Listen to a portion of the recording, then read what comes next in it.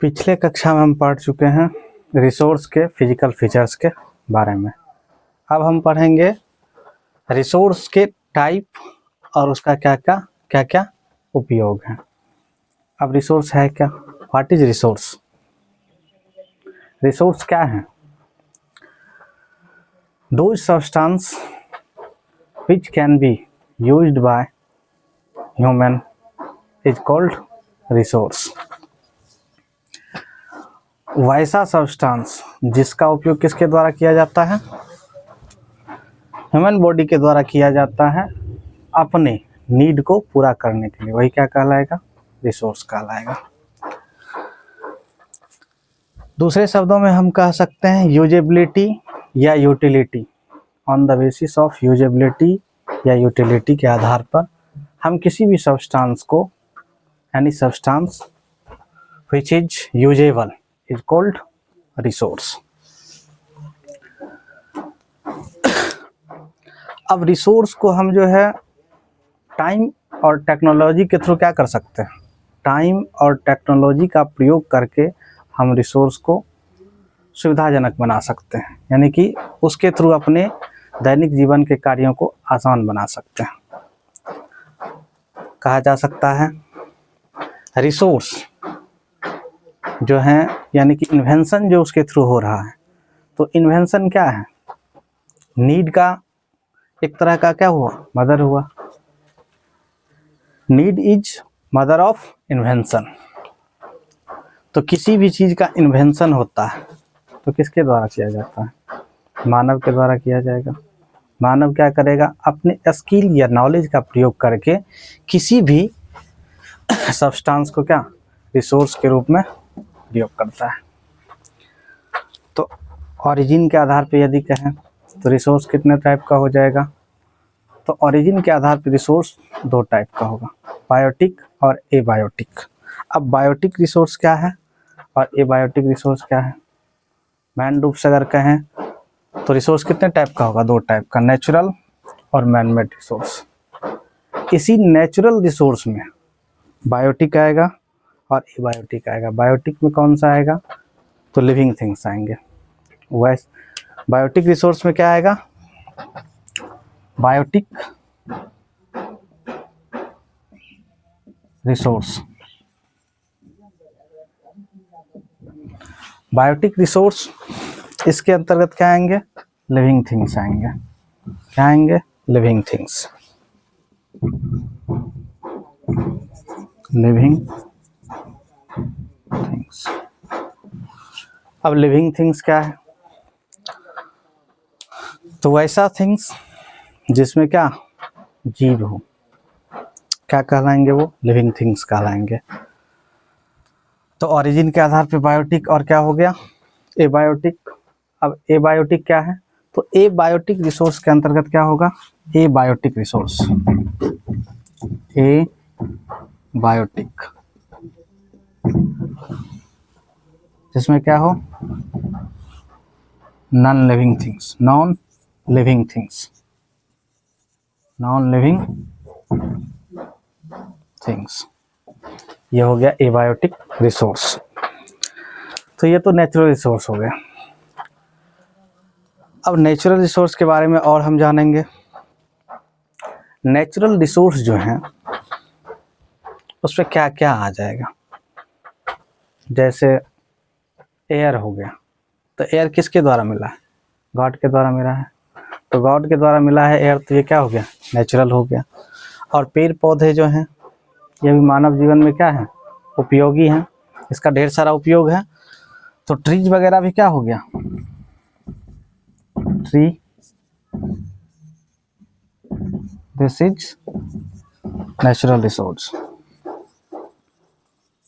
Natural resource.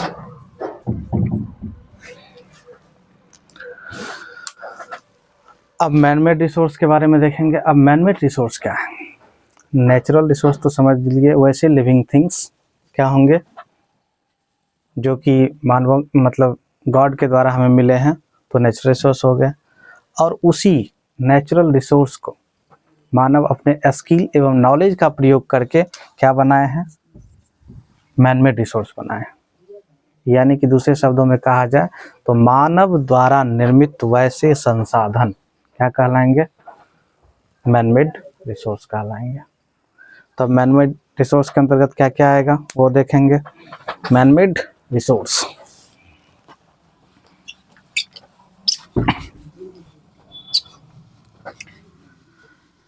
तो manmade resource बनेगा कैसे, उनमें किन किन चीज़ों का उपयोग किया जाएगा उसके बारे में जानेंगे हम लोग। Manmade resource, man made resource.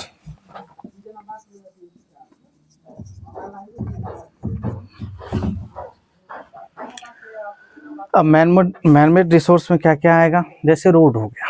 Road क्या है? मैनमेड रिसोर्स है। रोड को किसने बनाया? मानवों ने बनाया।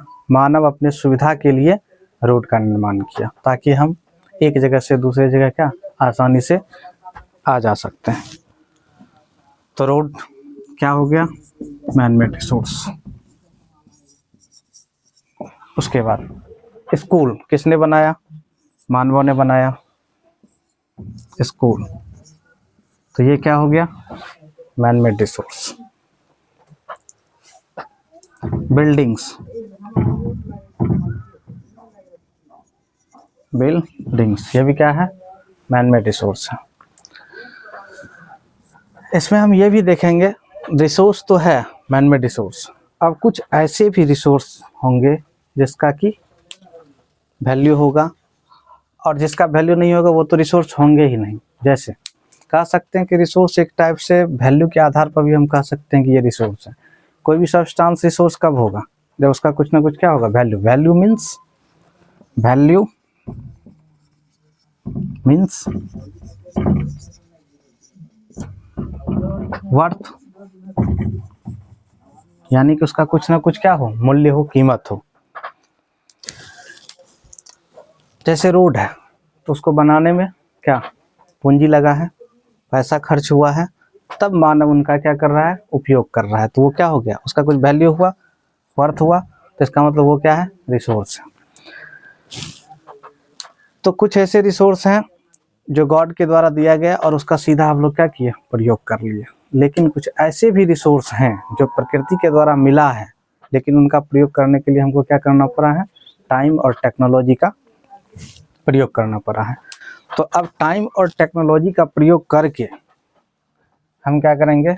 रिसोर्स को यूज करेंगे और उसको आसानी से यूज करने के लिए क्या करेंगे? बेहतर बनाएंगे।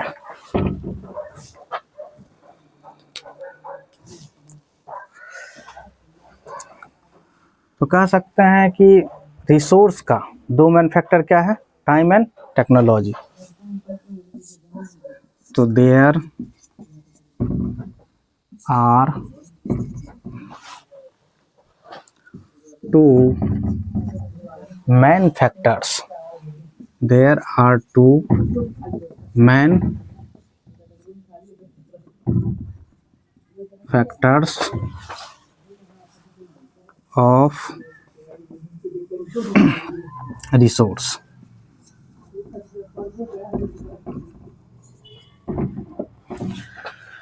तो रिसोर्स का दो मेन फैक्टर होगा। क्या क्या होगा? फर्स्ट होगा टाइम। किसी भी रिसोर्स के लिए क्या चाहिए? टाइम चाहिए। और दूसरा क्या चाहिए? Technology, TE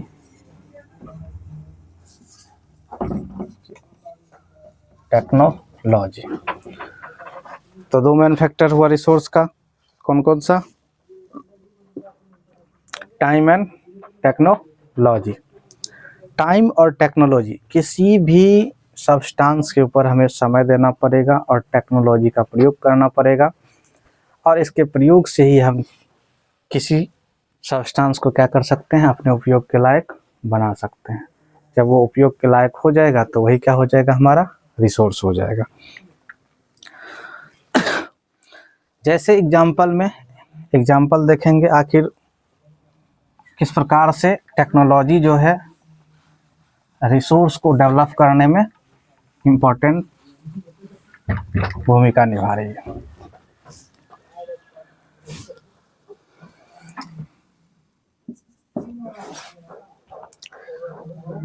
example, underground water, underground water, underground water, underground water ये क्या है? रिसोर्स है। लेकिन क्या इसका आप सीधा प्रयोग कर सकते हैं अंडरग्राउंड वाटर का? नहीं। इसके लिए हमको क्या करना पड़ेगा? ट्यूबवेल का प्रयोग करना पड़ेगा। अंडर वाटर का प्रयोग हम ऐसे नहीं कर सकते हैं। इस अंडर वाटर को यूज करने के लिए हमें क्या क्या करना पड़ेगा? ट्यूब वेल का यूज करना पड़ेगा। यानी कि ट्यूब वेल टेक्नोलॉजी के थ्रू क्या करेंगे? हम अंडरग्राउंड वाटर को यूज के लायक बनाएंगे। अंडरग्राउंड वाटर, अंडरग्राउंड वाटर, इसको यूज के लायक बनाएंगे। तो इस तरह से क्या हुआ? रिसोर्स बनाने के लिए, यानी कि रिसोर्स को यूज करने के लिए हम क्या दिए? समय दिए। ट्यूबवेल बनाने में क्या कुछ ना कुछ तो समय लगा होगा, तो समय दिए प्लस में टेक्नोलॉजी का प्रयोग किए। अब ट्यूबवेल उस पर देना है तो क्या करना पड़ेगा? उसमें हमको टेक्नोलॉजी का प्रयोग करना पड़ेगा, तब अंडरग्राउंड वाटर को हम क्या करेंगे? नल के थ्रू, चापाकल के थ्रू यूज कर पाएंगे। अब देखेंगे हम कि रिसोर्स जो है वो एग्जॉस्टिबिलिटी के आधार पर अगर कहा जाए तो कितने टाइप का होगा? एग्जॉस्टिबिलिटी मतलब अस्तित्व के आधार पे क्या है, कैसे है, उसका कितने बार हम प्रयोग कर सकते हैं। तो वो कितने टाइप का होगा? 2 टाइप का। First, renewable. क्या होगा? Renewable resources.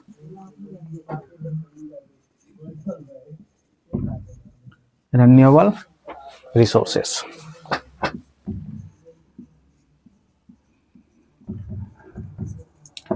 Renewable resource. अब रेन्यूएबल रिसोर्स क्या है?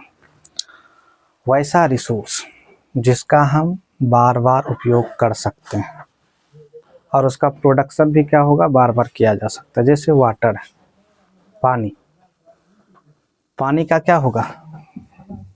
बार बार प्रोडक्शन हो सकता है।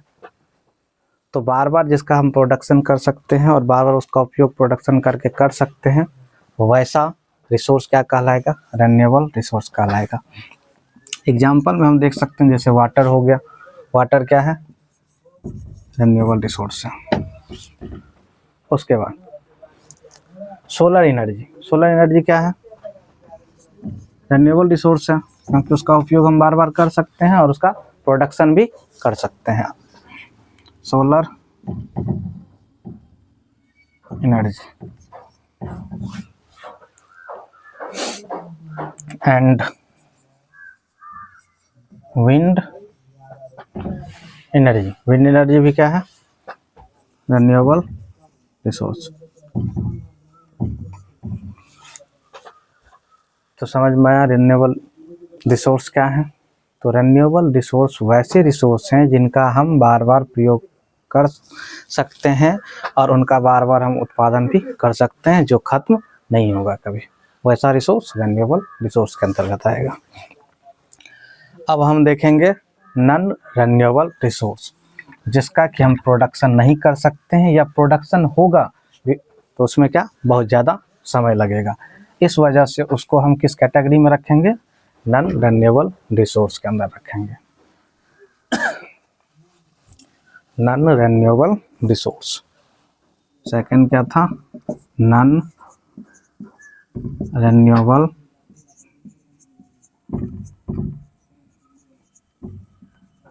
रिसोर्स।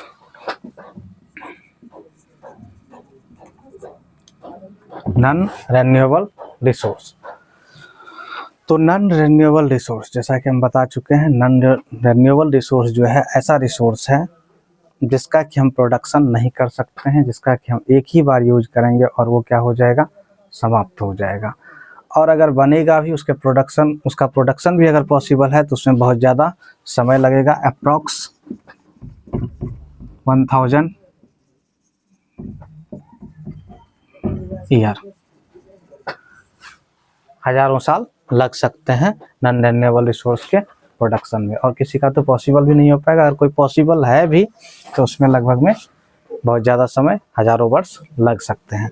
तो ऐसे रिसोर्स को हम किस में रखेंगे? नॉन रिन्यूएबल रिसोर्स में। एग्जाम्पल के रूप में देख सकते हैं कोल, पेट्रोलियम,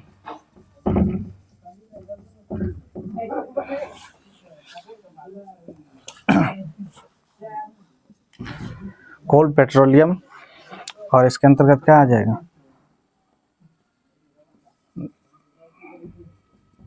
डीजल, पेट्रोल, एटसेट्रा। ये सब कैसे रिसोर्स के अंतर्गत आएंगे? Non renewable resource.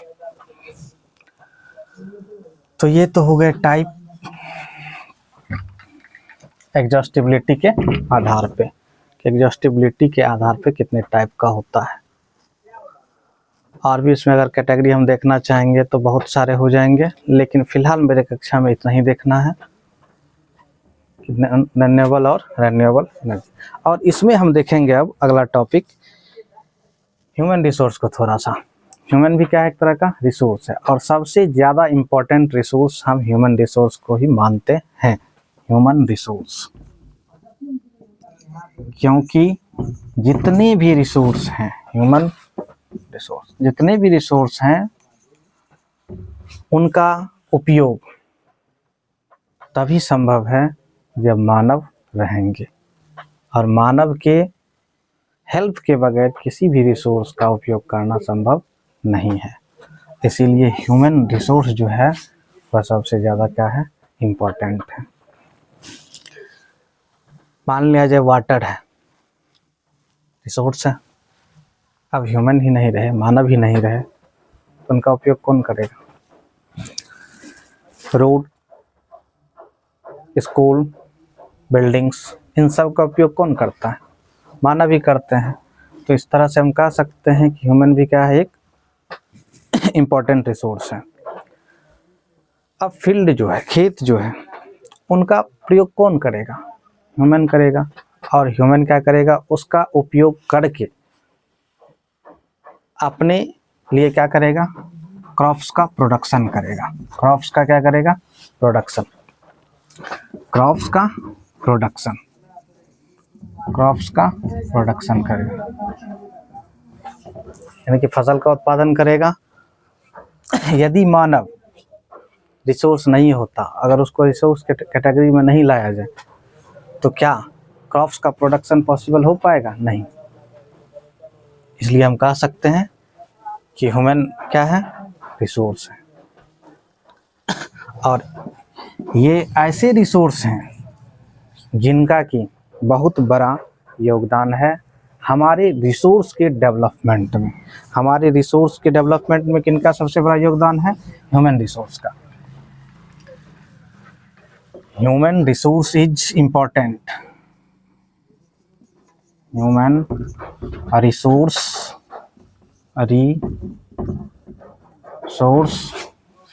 is important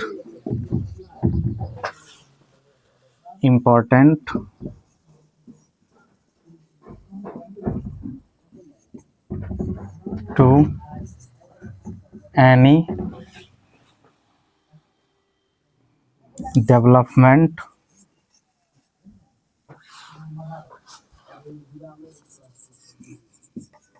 development of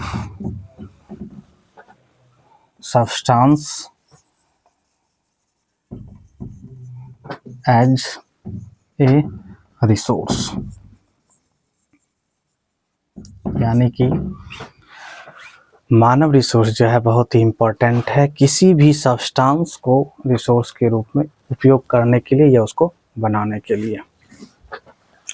अब देखेंगे कि जो भी रिसोर्स है उसका सस्टेनेबल अगर यूज नहीं हो तो वो रिसोर्स क्या हो जाएगा? समाप्त हो सकते हैं। जैसे जो नॉन रिन्यूएबल रिसोर्स है वो क्या हो जाएंगे?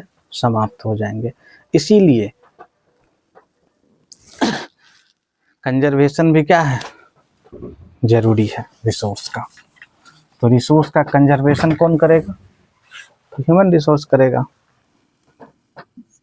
ह्यूमन रिसोर्स कंजर्व्ड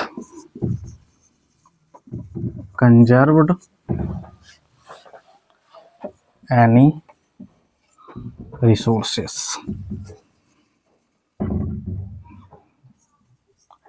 किसी भी रिसोर्स को कंजर्व कौन करेगा? ह्यूमन रिसोर्स करेगा। और इसको कंजर्व करके अगले पीढ़ी के लिए क्या करेगा? ये इसको बचा करके रखेगा ताकि उसका अगला पीढ़ी इसको क्या कर सके? इस रिसोर्स को उपयोग कर सके। तो अब इसमें हम जो है थोड़ा सा और देख लेते हैं इस टॉपिक में। अभी तक क्या देखा? रिसोर्स कितने टाइप का? 2 टाइप का, नेचुरल और मैन मेड रिसोर्स। और अगर ओरिजिन की बात की तो ओरिजिन के अकॉर्डिंग कितने प्रकार का रिसोर्स था? 2 टाइप का। कौन कौन सा? बायोटिक और एबायोटिक। बायोटिक किसको बोलेंगे? लिविंग ऑर्गेनिज्म उसके अंतर्गत आएंगे बायोटिक रिसोर्स के अंतर्गत, यानी या उसी को बोल सकते हैं लिविंग थिंग्स जिसमें जीव हो। और एबायोटिक रिसोर्स के अंतर्गत क्या क्या आएगा? तो एबायोटिक रिसोर्स के अंतर्गत वैसे रिसोर्स आएंगे जिसमें जीव नहीं हो, जैसे रोड, स्कूल, उसके बाद कार, साइकिल, एटीसी, ये सब क्या हो जाएंगे? मैन मेड रिसोर्स यानी कि आर्टिफिशियल रिसोर्स आएंगे। और उसके बाद देखें कि रिसोर्स का डेवलपमेंट कैसे संभव हो पाया? तो ह्यूमन रिसोर्स के थ्रू किया गया। और किसी भी सब्सटेंस को रिसोर्स के रूप में लाने के लिए क्या करना पड़ा? टाइम और टेक्नोलॉजी का प्रयोग करना पड़ा। टाइम और टेक्नोलॉजी का प्रयोग करके हम किसी भी सब्सटेंस को क्या कर सकते हैं? रिसोर्स के श्रेणी में ला सकते हैं। जब ये देखा तो उसके बाद लास्ट क्या था कि अब उसको किस तरह से सस्टेन किया जाए, किस तरह से उसका उपयोग किया जाए, सीमित उपयोग किया जाए। जैसे हम लोग क्या करते हैं? इलेक्ट्रिसिटी का उपयोग करते हैं। तो इलेक्ट्रिसिटी क्या है? नॉन रिन्यूएबल रिसोर्स है, वो समाप्त हो जाएगा। इसीलिए जब हम कभी भी घर से बाहर निकले या ऑफिस से बाहर निकले तो अननेसेसरी बिजली का प्रयोग नहीं करना चाहिए, ऑफ कर देना चाहिए, ताकि हम क्या कर सकते हैं? आगे के पीढ़ी के लिए उसको बचा के रख सकते हैं।